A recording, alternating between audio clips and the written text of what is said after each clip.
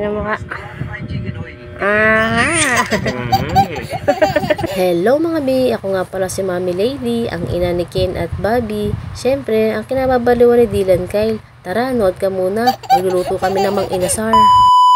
Pero bago kami magluto ni Daddy, nasikaso muna namin itong labahan kasi meron akong mahalagang isasampay. At ayan na nga.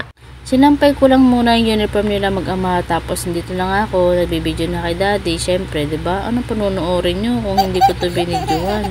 Huwag nyo na lang kami i-bash kung paano namin ihanda. Kami lang naman kakain yan eh. Bueno, balik na tayo dito sa binibidyohan ko. At ito na nga, matatapos na si Daddy sa pagbababara ng manok. O diba? Para maglalaba lang ulit. Nilagyan lang pala ni Daddy ng 1 kilong asukal, paminta, suka, asin, bawang, laurel, sibuyas, kalamansi, kamatis at ayong.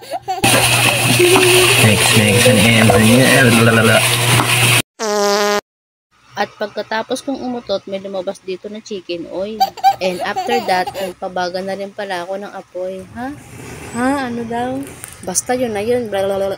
Huwag kang mag-alala. Mahal ka nun.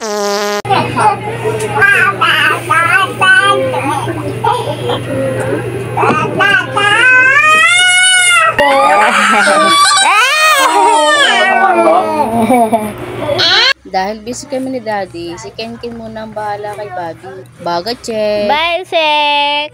At ayan na nga, pinapahiran ni Daddy yung lulutuan kasi mamaya maghihiwalay na yung katawan niya.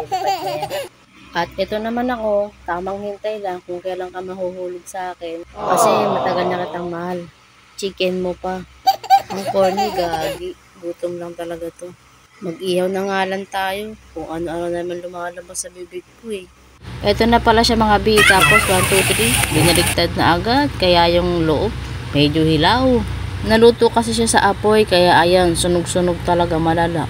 Pero pwede na yan kaysa wala.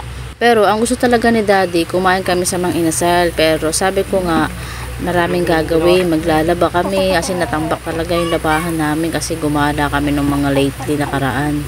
Kaya sabi ko kay Daddy, magluto na lang kami, pagtulungan na lang, 'di ba? Tapos anli din naman yung sabaw. Tapos may chicken oil pa siyang ginawa. Kaso nga lang, medyo sunog nga lang tumalala. Tapos wala ring halo-halo. Oh, siya, eto na siya. After so many 30 years, eto na ang mang-inasar ni Dylan. Unang kagat, sunog lahat. Pero at least masarap. O siya, hanggang dito na lang. Kakain na po kami. Kain mga bi. Salamat sa panonood. Bye-bye.